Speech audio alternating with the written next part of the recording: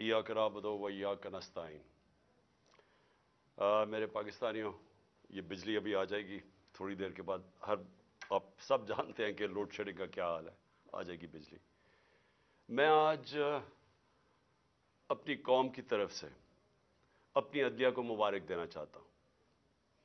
और मुबारक क्या देना चाहता हूं कि जो सफ़र आज से 26 साल पहले मैंने शुरू किया था, इंसाफ की तहरीक। इंसाफ की तहरीक का मतलब होता है रूल ऑफ लॉ, कानून की हुक्मरानी। इंसाफ का मतलब होता है सब कानून के सामने एक बराबर। मैं आपको इसलिए बता रहा हूं, मैं अपनी नौजवान नस्ल को इसलिए बता रहा हूं कि अमीर और गरीब मुल्कों के अंदर फर्क ही एक है। अमीर मुल्कों में इंसाफ है, रूल ऑफ लॉ है, कानून की हुक्मरानी है। जिस मुल्क में भी गुर्बत है, एक एक मुल्क आप देख लें, उधर जंगल का कानून है, उधर ताकतवर के लिए एक कानून, कमजोर के लिए दूसरा। सो इसलिए आज जो उस रास्ते, यानी वो रास्ता जो इंशाअल्लाह पाकिस्तान को एक अजीम कौम बनाएगा, वो उस रास्ते के ऊपर हम निकल चुके हैं। हमारे सुप्रीम कोर्ट ने आज एक ऐसा फैसला किया कि उसने पाकिस्तान के आइन को, पाकिस्तान के कानून को उन्होंने आज अपहोल्ड किया। उन्होंने आज कायम की कानून की हुक्मरानी। और ये, अब मैं ये कहना चाहता हूं कि ये मेरी जिंदगी में मुझे अफसोस से कहना पड़ता है कि बहुत कम दफा ऐसे हुआ है। और काश कि ये पहले हो जाता तो आज पाकिस्तान एक वो मुल्क होता जो एक खुशहाल तरीन मुल्क होता। हम आज, हमारे ये हालात ना होते जो बदकिस्मती से आज पाकिस्तान के हालात हैं कि हमें हर जगह पैसे मांगने पड़ते हैं, कर्जे मांगने पड़ते हैं, हम जलील होते हैं, हमारे लोग जलील होते हैं, कौम की इज्जत नहीं है। जो कौम अपनी इज्जत नहीं कराती, दुनिया उसकी इज्जत नहीं करता। तो ये कानून और इंसाफ, रूल ऑफ लॉ, ये जुड़े हुए हैं खुशहाली के साथ। एक कौम सिर्फ वो खुशहाल होती है जिधर तरक्की होती है, वो जुड़ी हुई होती है जिस मुल्क के अंदर इंसाफ होता है, कानून होता है।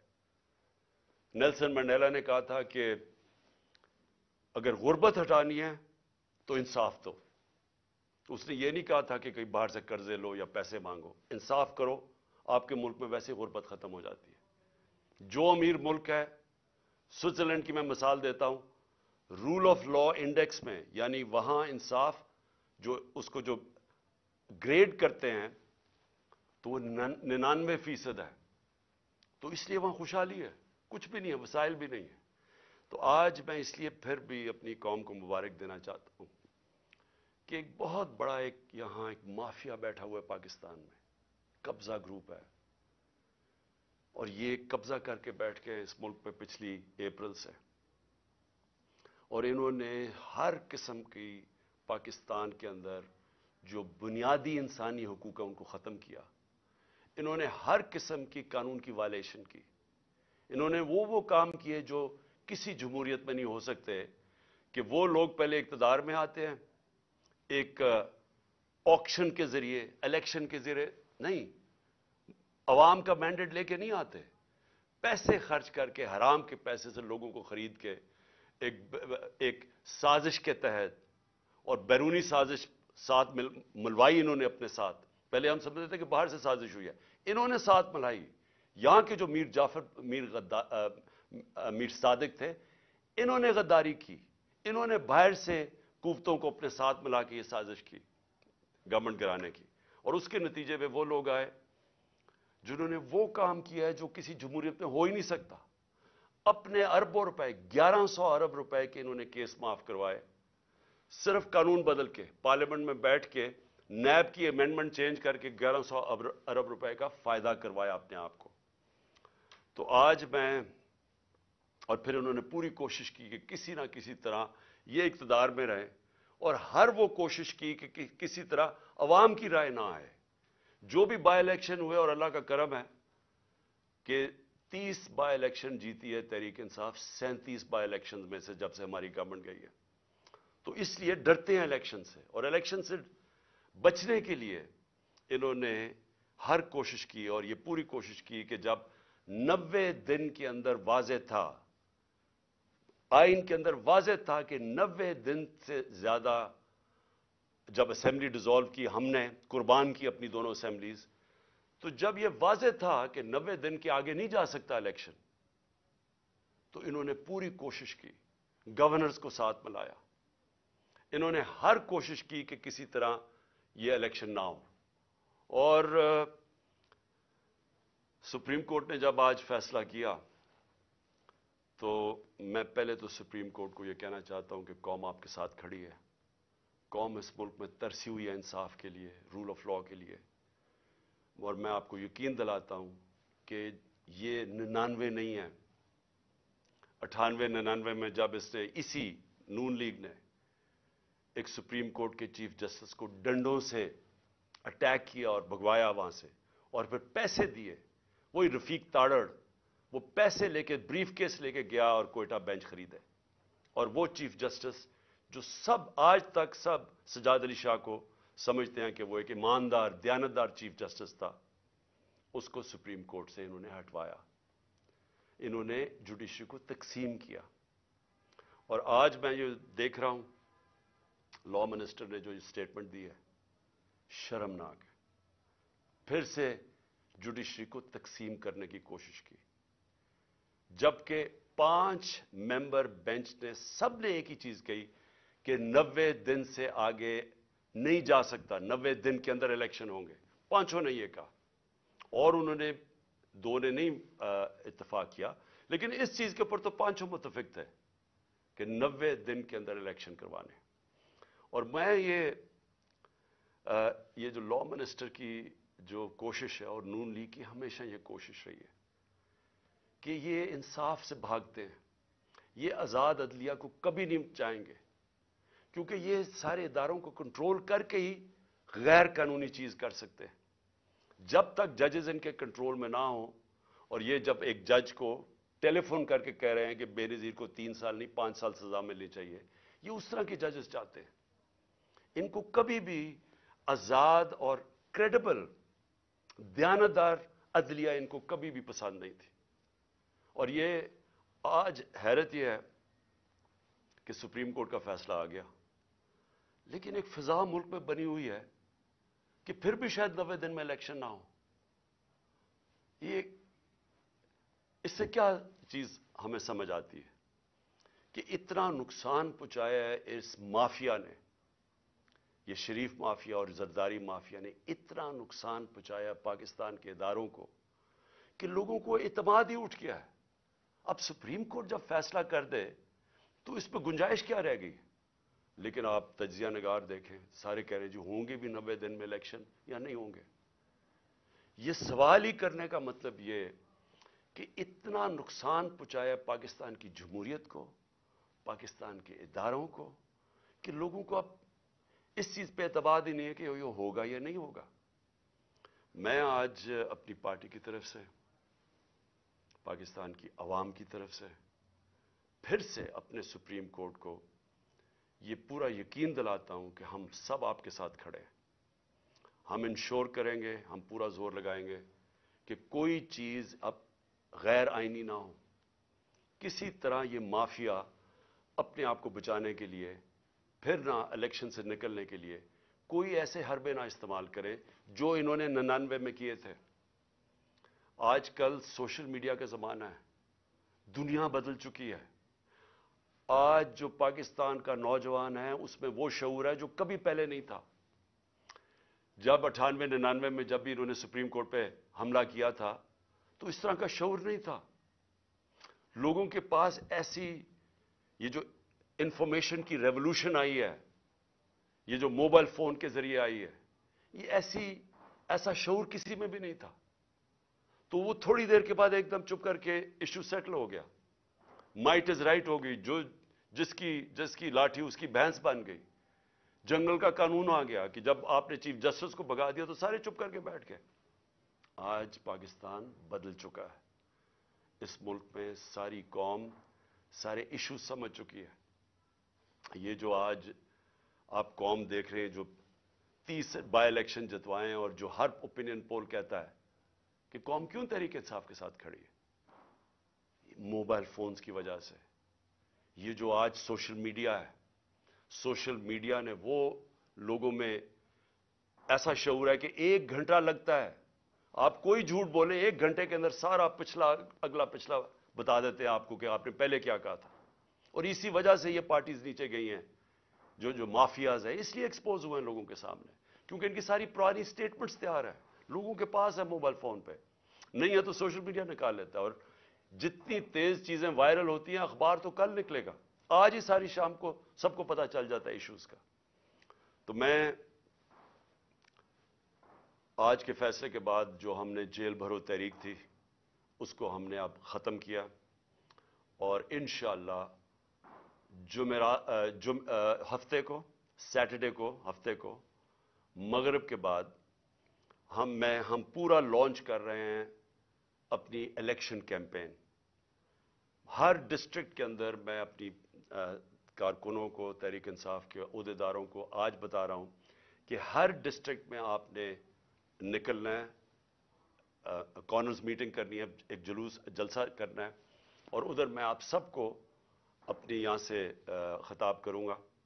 اور اس کا مقصد یہ ہوگا کہ قوم کو میں یہ بتاؤں گا کہ جس دلدل میں ہم آج پھنس گئے ہیں اس سے نکلنا کیسے آپ، تو وہ کون سے ہم نے چیزیں کرنی ہیں پاکستان کو نکالنے کے لیے.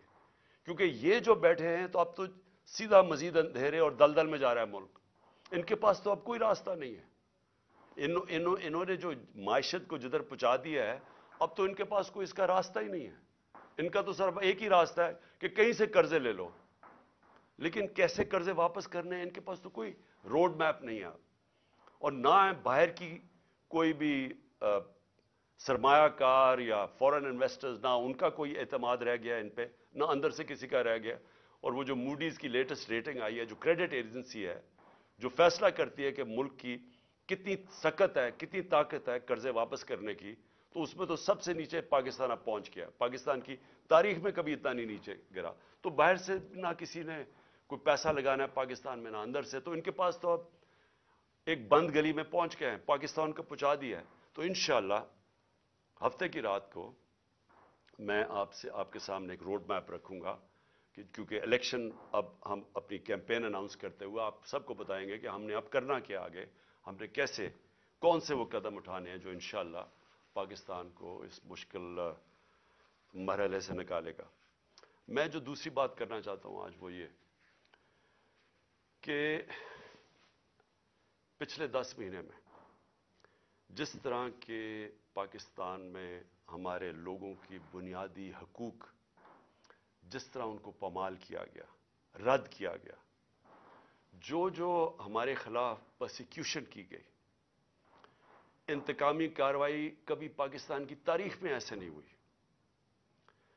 یعنی جو انہوں نے ہمیں کرش کرنے کی کوشش کی، اور جیسے جیسے تحریک انصاف کی مقبولیت بڑھتی گئی اتنے ہی انہوں نے وہ زیادہ وہ قدم اٹھائے ہمارے خلاف ہر قسم کی، یعنی کیسز بنانا، تشدد کرنا، جو کبھی پاکستان میں کسی اپوزیشن کے اوپر اس طرح نہیں، کسی جمہوریت میں نہیں ہوا.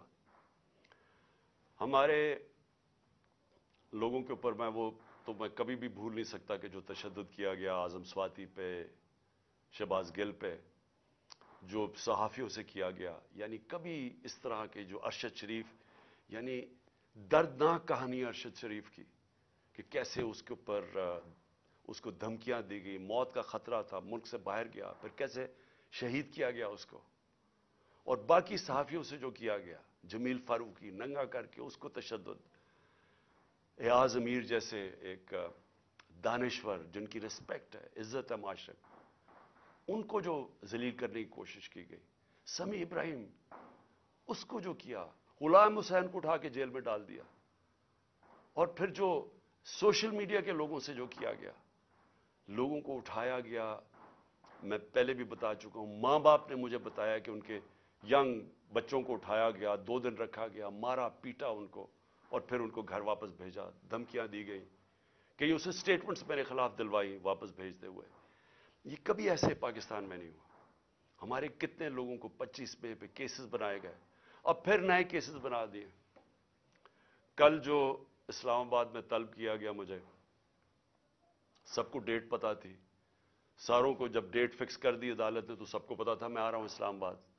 سب کو پتا ہوں کہ میں پہلی دفعہ جب سے مجھے یہ گولیاں لگی ہیں اس کے پہلی دفعہ اسلام آباد آنا ہے، تو لوگوں نے تو آنا تھا، لیکن جو اب لوگوں کے جنون دیکھ کے جو بھی آپ کے سامنے وہ فوٹیج تو سامنے ہیں، اس کے اوپر دہشت گردی کے کیسز بنا دیے، مزید میرے اوپر 2 اور کیسز بنا دیے، 74 کیسز ہیں میرے اوپر، ساری سینئر لیڈرشپ کے اوپر کیسز بنا دیے۔ مجھے یہ بتائیں کہ پاکستان کی تاریخ میں کس دور کے اندر اس طرح قانون کو مس یوز کیا گیا، دہشت گردی کے قانون کو کس دور میں مس یوز کیا گیا؟ میرے اوپر دہشت گردی کا پرچہ کیسے بنا؟ الیکشن کمیشن کے باہر ایک پرامن احتجاج ہوتا ہے، نون لیگ پوچھے ان کے دور میں، ہمارے دور میں انہوں نے الیکشن کمیشن کے باہر احتجاج کیا، کتنے ان کے اوپر پرچے ہوئے؟ مریم نواز نے جب وہ نیب گئی، اس نے پتھراؤ کیا نیب کا، پلان کر کے ان کے لوگوں نے جا کے پتھراؤ کیا، کتنے دہشت گردی کے کیسز بنے؟ میرے اوپر 74 کیسز میں سے جو کیس بنا دہشت گردی کا، الیکشن کمیشن کے باہر احتجاج ہوتا ہے، میں گھر پہ ہوتا ہوں، میرے اوپر دہشت گردی کا کیس۔ پھر یہ جو الیکشن کمیشن جو سب پتا ہے، اب جو الیکشن کمیشن کا رول رہا ہے اس کے اندر، جب سے ہم نے اپنی اسمبلیز ڈیزالو کی، جو انہوں نے کیئر ٹیکر بنایا، جس طرح کی یعنی وہ لوگوں کو بٹھایا جو ہمارے دشمن ہیں، کسی طرح بھی وہ نیوٹرل کیئر ٹیکر میں فٹ نہیں کرتے، الیکشن کمیشن نے ہمارے مخالفین کو یہاں کے بٹھا دیا۔ جتنے کیسز الیکشن کمیشن کرتا ہے ہمارے خلاف، سب کو پتا ہے کہ اس سے زیادہ جانبدار الیکشن کمیشن آیا نہیں ہے۔ وہ الیکشن کمیشن پہلے میرے اوپر کیس لگا تھا توشہ خانہ کا۔ توشہ خانہ کا کیس ہے کیا، میں ذرا آج سب قوم کے سامنے کلیئر کر دوں۔ 70 سال سے پاکستان کا قانون کیا ہے؟ جب بھی آپ کو کوئی باہر سے گفٹس ملتی ہیں، جو 70 سال سے ہیڈ آف سٹیٹس کو گفٹ ملتی ہیں، بیوروکریٹس کو ملتی ہیں، جنرلز کو، آرمی چیف کو ملتی ہیں، قانون یہ ہے کہ وہ جاتا ہے توشہ خانہ میں، اور پرانے زمانے میں 20% یا 15% آپ دیتے تھے اور آپ وہ گفٹ رکھ سکتے تھے، یہ قانون تھا۔ ہمارے زمانے میں وہ 50% ہم نے کر دیا، 50% آپ توشہ خانہ میں دیتے تھے، آپ وہ رکھ سکتے تھے، اس کے بعد وہ آپ کی پراپرٹی بن جاتی تھی۔ آج تک کبھی کسی سے پوچھا کہ اس نے اس کے بعد کیا کیا؟ میری مرضی، میری پراپرٹی ہے، میں جو مرضی کروں۔ اس کے اوپر کیس کر دیا ہے۔ میں چیلنج کرتا ہوں کہ جس دن یہ عدالت میں جائے گا یہ کیس فارغ ہو جائے گا۔ لیکن جنہوں نے توشہ خانہ سے چوری کیا، آصف زرداری نے اور نواز شریف نے، گاڑی آپ توشہ خانہ سے نہیں نکال سکتے۔ 4 گاڑیاں نواز شریف نے رکھی استعمال کر کے، 8 سال کے بعد کہتا جی توشہ خانہ میں پیسے دے کے لیتا ہوں۔ زرداری نے 4 گاڑیاں توشہ خانہ سے نکالی۔ یہ تو قانون، یہ تو چوری ہے۔ ان کے اوپر کیس نہیں ہے، ان کے کیس بھی پڑا ہوا تھا نیب میں، وہ نیب نے خارج کر دیا وہ کیس۔ اور دوسرا کیس ہے فورن فنڈنگ کا۔ پہلے تو پتا چلا کہ وہ فورن فنڈنگ ہی نہیں تھی، اس کے بعد الیکشن کمیشن نے چینج کیا، پروہیبٹیو فنڈنگ۔ اس کے اندر تو کچھ تھا ہی نہیں کیس میں۔ اس کیس کو جو عدالت نے رد کیا ہوا ہے، بیل دے دی ہے سب کو، مجھے اس کے اوپر وارنٹ نکال دیے۔ جس وقت وہ عدالت میں جائے گا وہ خارج ہو جائے گا۔ لیکن دوسری طرف ذرا دیکھیں کہ ان کے کیسز جو معاف ہوئے ہیں، شہباز شریف کی 24 ارب ڈالر کے نیب اور 24 ارب روپے کے نیب اور ایف آئی اے کے اندر کیس تھے جو انہوں نے آتے ساتھ ہی معاف کروا لیے، 24 ارب کے۔ نواز شریف کے ایون فیلڈز کے اندر، مریم نواز کے ایون فیلڈ ریفرنس میں جو یہ مے فیئر کے فلیٹ ہیں، کیونکہ میں یاد کرا دوں لوگوں کو، یہ ہم نے نہیں اس کے اوپر کیس کیا تھا جو سارا وقت میرے اوپر یہ سب بولتے ہیں۔ یہ کیس ان کا انکشاف ہوا تھا پینما میں۔ پینما کے اندر دنیا میں بڑے بڑے لوگوں کا، پرائم منسٹرز کا، وزیروں کے انکشاف ہو گئے تھے جن کی پراپرٹیز چھپائی ہوئی تھی ان میں، اس میں مریم نواز پکڑی گئی۔ 4 مے فیئر کے 5 ارب روپے کے جو فلیٹس تھے وہ نکلا اس کی ملکیت۔ کیس تو ادھر شروع ہوا تھا، اور ان کے بیٹے، ان کے بھائی نے ٹی وی پہ جا کے کہا ہاں جی یہ مریم نواز کی ملکیت ہے اور وہ اس کی اونر ہے.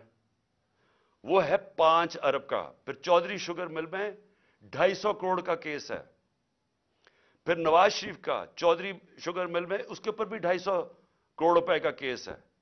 اور پھر توشہ خانہ میں 25 کروڑ کا کیس ہے. یہ سب معاف ہو چکے ہیں. آصف زرداری کی پاک لین ریفرنس میں 3.7 3 ارب 70 کروڑ روپے کا اس کا پاک لین ریفرنس ہے. اور اس کا جو فیک بینک اکاؤنٹ کیسز ہیں وہ ہیں 33 ارب کے. یہ ہیں ان کے، اس کے زرداری کے 37 ارب روپے کے کیسز ہیں. اور اس کے اوپر کوئی بات نہیں ہو رہی. 1100 ارب روپے کے ان کے سارے کیس معاف ہو گئے ہیں جب سے یہ آئے ہیں. اور یہ کبھی وہ توشہ خانہ پکڑتے ہیں، کبھی وہ فورن فنڈنگ پکڑتے ہیں. میں یہ بھی آج کہتا ہوں کہ جس دن ہم ساری پارٹیز کی ان کے اکاؤنٹ سامنے آئے، جی پوچھیں تو صحیح یہ کدھر سے پیسے اکٹھے کرتے ہیں. ہم تو 8 سال سے سکروٹی ہو رہی ہے ہماری. ہمارے پاس 40,000 ڈونر بیئرس ہے جو لوگوں کو کال کر کے کہتے ہیں انہوں نے کہا ہم نے پی ٹی آئی کو پیسے دیے ہیں. ذرا مجھے بتائیں ان کے پاس پیسہ کدھر سے آتا ہے.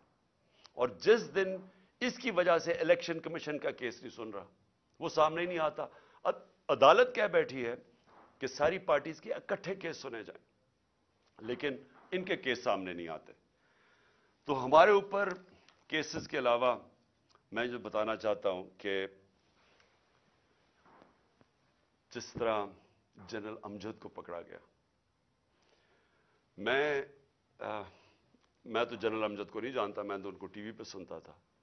لیکن اگر کسی کو کوئی شک ہے کہ اگر کوئی محب وطن پاکستانی جو اس ملک کی درد رکھتا ہے، جس طرح وہ بولتے ہیں اور اپنے دل کی بات کرتے ہیں، اس کو اگر اٹھا کے جیل میں ڈال دیا، اور یعنی ہم سب اپنے آپ سے پوچھیں نا کہ اس کا مطلب پاکستان میں تو جمہوریت ختم ہو گئی ہے. یہ تو کوئی، یہاں تو کوئی پولیس سٹیٹ بن گئی ہے. یہاں تو ایسا خوف آ گیا ہے کوئی سچ نہ بول دے. کسی طرح لوگوں کو کنٹرول کرو، میڈیا کی کس طرح آواز کنٹرول کرو. یعنی اس طرح کے کیا اس سے ہوگا کیا؟ مجھے تو ابھی یہ نہیں سمجھ آ رہی. کیا یہ بچ جائیں گے؟ کیا یہ لوگ ان چوروں کو ووٹ دے دیں گے اس کی وجہ سے کہ اگر آپ لوگوں کے منہ بند کر دیں؟ کیا ہمیں جو ڈرایا دھمکایا جا رہا ہے اور یہ جو ہر روز نئی ایف آئی آر، کیا اس سے ہم پیچھے ہٹ جائیں گے؟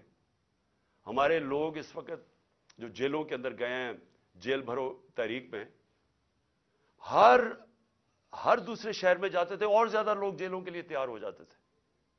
انہوں نے حالانکہ جیلوں میں، ہم پولیٹیکل پریزنرز یہ جا رہے ہیں، ہم سیاسی پریزنر، کوئی مجرم نہیں ہے، لیکن جیلوں میں ایسے رکھ رہے ہیں جیسے کہ کوئی دہشت گرد آ گئے یا کوئی ڈاکو آ گئے یا کرمنلز آ گئے، اس طرح کی ٹریٹمنٹ دے رہے ہیں. لیکن اس سے کوئی ڈرا نہیں ہے. لوگوں کا ہر شہر میں اور زیادہ لوگ تیار ہو گئے جیل میں جانے کے لیے. اور میں نے تو ابھی کال دینی تھی سارے پاکستان کے لیے. اگر یہ الیکشنز نہ کرواتے تو میرا اگلا تھا کہ ایک دن میں نے سارے پاکستان کو کال دینی تھی، سب ہم جا کے جیل بھر دیں. کیا کریں گے یہ؟ تو یہ خوف ہی دلوا رہے ہیں نا. یہ قوم اس خوف کی زنجیریں انہوں نے توڑ دی ہیں. کسی کو خوف نہیں ہے اس کا، لیکن ملک کو تباہی کی طرف دھکیل رہے ہیں. یہ سارے جو حربے استعمال کیے جا رہے ہیں ملک کو ادھر دھکیل رہے ہیں جدھر شاید کوئی بھی نہ نکال سکے اگر یہ زیادہ دیر بیٹھ گئے. میں ایک آج بات کرنا چاہتا ہوں، آخری 2 پوائنٹس ہیں میرے اوپر حملہ ہوتا ہے، مجھے پتا ہوتا ہے، اس سے پہلے میں بولتا رہا کہ میرے اوپر حملہ کرنے لگے ہیں، یہ میرے اوپر اٹیمپٹ ہونے لگا ہے، دینی انتہا پسند کے نام پہ مجھے مارا جائے گا. میں کہتا رہا اور میں نے کہا کہ اس میں طاقتور لوگ شامل ہیں، نام نہیں میں نے لیے. جب میرے اوپر اٹیمپٹ ہوا اور اللہ کی کوئی خاص ہی کرم تھا، اس نے مجھے بچا لیا، تو اس کے بعد میں نے ان 3 لوگوں کے نام لیے: ڈرٹی ہیری، شہباز شریف اور رانا ثناء اللہ. یہ تینوں شامل تھے. اور نواز شریف کو پتا تھا لندن میں بیٹھ کے. تسنیم حیدر کا جو لندن میں اس نے بات چیت کی، اس کا بیان کیوں نہیں ریکارڈ کیا گیا؟ ہمارے جے آئی ٹی نے کیا، اس کو جے آئی ٹی کو ہی ختم کر دیا. JIT کو وہ کیا کہتا ہے کہ اس نے خود سنا نواز شریف کو کہتے ہوئے کہ عمران خان اور ارشد شریف کو مروانا ہے. وہ بیان یہ دیتا ہے اور جا کے اس نے پولیس اسٹیشن میں یہ بیان دیا ہے. اس کا جو وکیل ہے مہتاب, اس نے کنفرم کیا ہے کہ پولیس میں وہ بیان دیتا ہے کہ یہ وہاں پلان بنا تھا مجھے مروانے کا اور ارشد شریف کو, اور مدد مانگ رہا تھا اس کی کہ پرووائڈ کرے کہیں مارنے والا شوٹر. JIT ریکارڈ کرتی ہے تسیم کی اس کی جو ویڈیو ہے. اس کے بعد کیا مجبوری تھی کہ کیئر ٹیکر گورنمنٹ JIT ختم کر دیتی ہے, اور JIT ختم کر کے 4 ان لوگوں کو JIT پہ بٹھا دیتی ہے, وہ JIT کے جو ممبرز جن کے اوپر پروسیکیوٹر جنرل کہتا ہے ٹیررسٹ کی عدالت میں جدھر کیس ہو رہا ہے, اس عدالت میں جج کے سامنے وہ پروسیکیوٹر کہتا ہے کہ 4 لوگ جو JIT کے ممبرز تھے انہوں نے JIT کو سیبوٹاج کرنے کی کوشش کی, ان کے اوپر کارروائی ہونی چاہیے. ان کو آپ JIT کے اوپر لے آئے ہیں یہ لوگ, ان کے ذریعے اب انویسٹیگیشن ہوگی. میرا اپنی ساری قوم کے سامنے سوال یہ ہے کہ کون ڈرا ہوا ہے اتنا زیادہ؟ کیوں ڈرے ہوئے ہیں یہ؟ اگر یہ بے قصور ہیں تو JIT کو کام کرنے دیتے. کیوں اتنے خوف زدہ ہیں کہ سچ قوم کے سامنے آ جائے گا؟ کیونکہ طاقتور یہ سارے اس میں ملوث ہیں.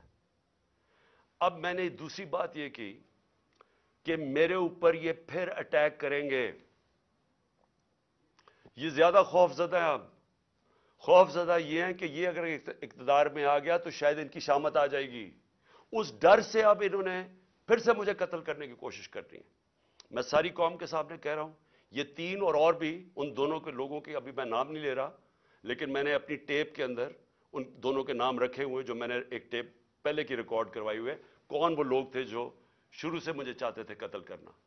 ان 3 کے علاوہ 2 اور کے نام ہیں اس میں, وہ سب سامنے آ جائے گا. لیکن میں قوم کے سامنے اب سوال یہ پوچھتا ہوں کہ جب میں کہہ رہا ہوں مجھے خطرہ تھا, پہلے میں کہہ رہا تھا مجھے خطرہ ہے, وہ اٹیمپٹ ہوا, اللہ نے بچایا.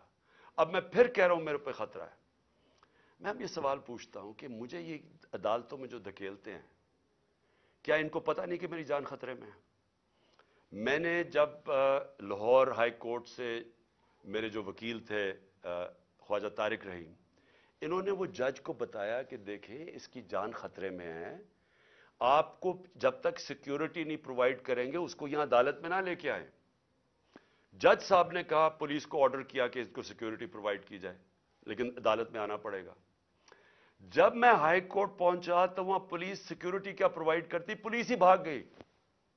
میں گاڑی میں بیٹھا رہا بڑی دیر کیونکہ وہاں کوئی سیکیورٹی نہیں تھی. آخر میں کیونکہ میں اپنی عدلیہ کی عزت کرتا ہوں اور کروانا چاہتا ہوں قوم کو, اس کی وجہ سے میں پھر چل کے گیا وہاں.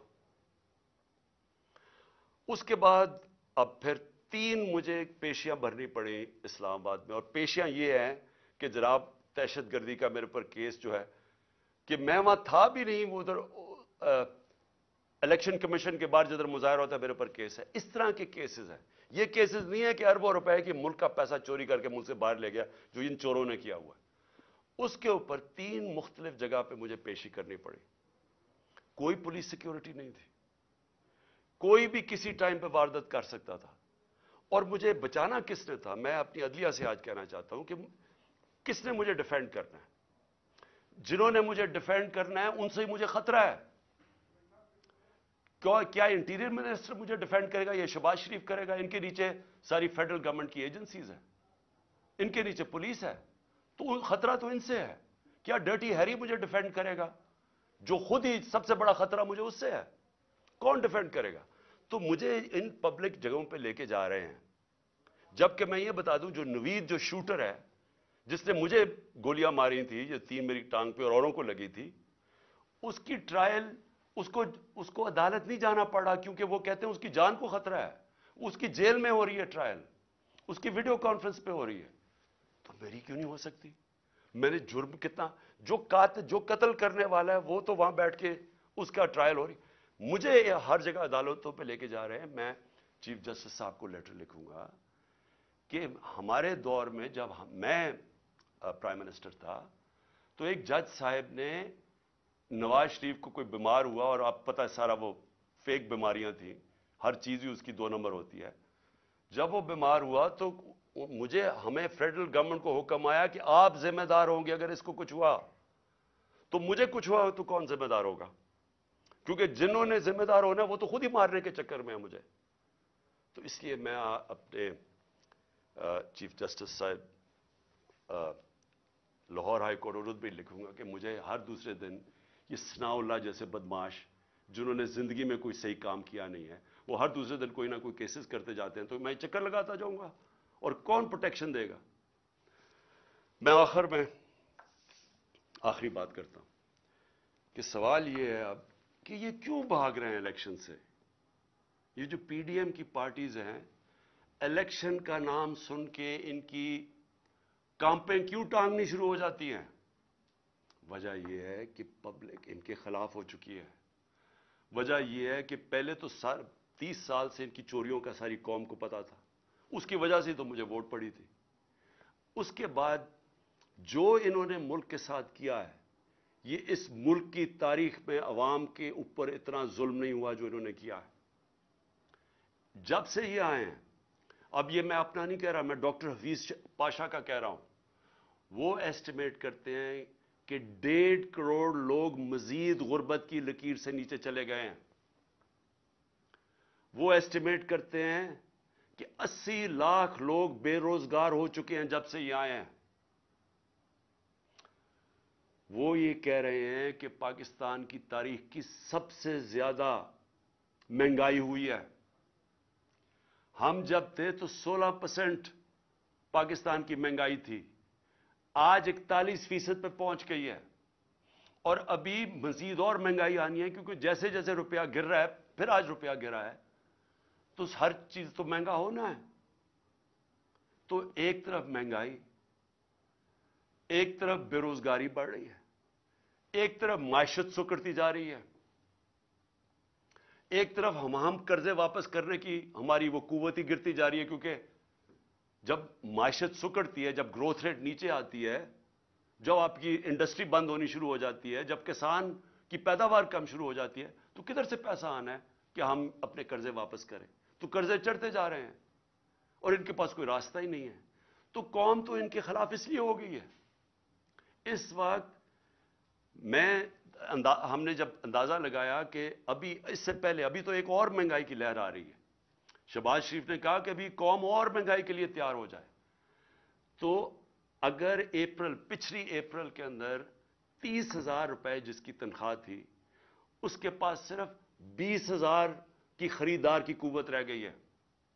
وہ صرف 20,000 کی چیزیں خرید سکتا ہے جس کے پاس 30,000 کی تنخواہ تھی. اور پہلی مہنگائی تھی، یعنی ایک عالمی مہنگائی کا سائیکل چلا ہوا تھا کرونا کی وجہ سے. تو وہ تو ہم پوری کوشش کر رہے تھے کہ قیمتیں نہ بڑھیں. ہمارے اوپر ایک الزام لگایا کہ جی انہوں نے پٹرول اور ڈیزل کی قیمت کم کر دی. ہم نے کم کی، کہیں اور سے پیسے لگا کے کم کی تاکہ عوام پہ بوجھ نہ پڑے. اور انہوں نے آج جو مہنگائی کی ہے، آج جو پھر سے میں کہتا ہوں جس کے پاس 30,000 روپیہ تھا وہ صرف اب 20,000 کی چیزیں خرید سکتا ہے. گھر میں جو ہماری خواتین بیٹھی ہوئی ہیں ان سے ذرا پوچھیں کہ گھروں میں کیا حالات ہیں. اس لیے میں آج یہ کہنا چاہتا ہوں کہ پاکستان آج ادھر کھڑا ہوا ہے جدھر یہ جو مرضی کر لیں، لوگ فیصلہ کر بیٹھے ہیں ان کے خلاف. یہ جتنا مرضی کوشش کریں کہ کسی طرح عوام بھول جائے گی، تھوڑی اگر الیکشن ڈیلے کر دیں گے تو عوام بھول جائے گی. عوام نے بھولنا نہیں ہے. جتنی دیر ہو رہی ہے اتنے اور زیادہ آپ کے خلاف لوگ ہیں. راجن پور میں جو الیکشن ہوا، راجن پور کے الیکشن کے اندر ایک قوم کو پتا چلا کہ جو مرضی انہوں نے چیزیں کی، ہر قسم کا حربہ استعمال کیا. انہوں نے جو بھی یہ کر سکتے تھے، انہوں نے ایڈمنسٹریشن کو استعمال کیا، اسٹیٹ مشینری کو استعمال کیا. انہوں نے ہر چیز استعمال کی کسی نہ کسی طرح وہ الیکشن جیتنے کے لیے. الیکشن کمیشن نے ان کی مدد کی. اس کو 50,000 ان کے نون کو ووٹ پڑ کیسے گئی؟ لوگ تو تھے ہی نہیں. لوگ تو سارے نکلے تحریک انصاف کے لیے، اور وہ دیہاتی حلقہ تھا، اس سے خوف زدہ ہو کہ اب یہ مزید پھر کوشش کریں گے الیکشن سے بھاگنے کا۔ لیکن میں پاکستانی قوم کی طرف سے میسج دینا چاہتا ہوں کہ ہم آپ کو الیکشن سے بھاگنے نہیں دیں گے، یہ اب الیکشن ہوں گے، اور انشاءاللہ اس ملک کے اندر حقیقی جمہوریت بھی آئے گی، اور اس ملک کے اندر قانون کی بالادستی بھی قائم ہوگی، اور انشاءاللہ قوم مل کے یہ مشکل وقت سے لڑے گی، اور انشاءاللہ پھر خوشحالی بھی آئے گی۔